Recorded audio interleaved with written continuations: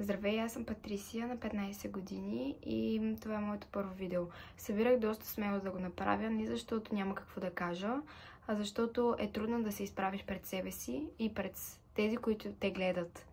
Да признаеш истинските си чувства и мисли и да искаш още повече да помогнеш на някой.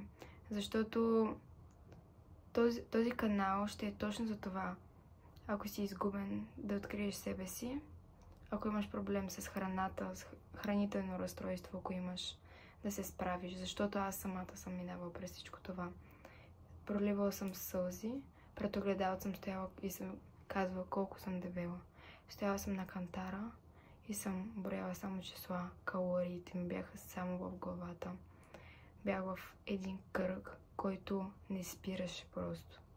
Все си мислех, че някога това ще отмине, но всъщност не мина. Мислех си, че като не ям, ще стана по-слаба. Или пък като ям, ще стана много дебела. Това беше един кръг, един омагьосан кръг, който никога не свършваше. Но един ден реших аз да излекувам себе си, защото никой не иска да бъде на мое място.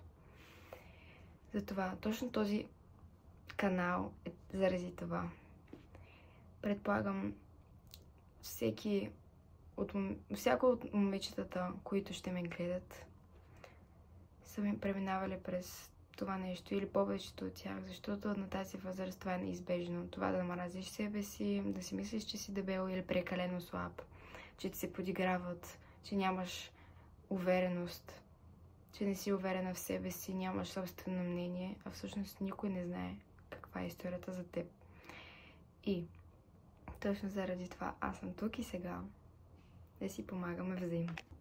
Добре дошла в моя канал и се надявам да ти помогна с всичко, което мога и това да заобичаш себе си. До скоро!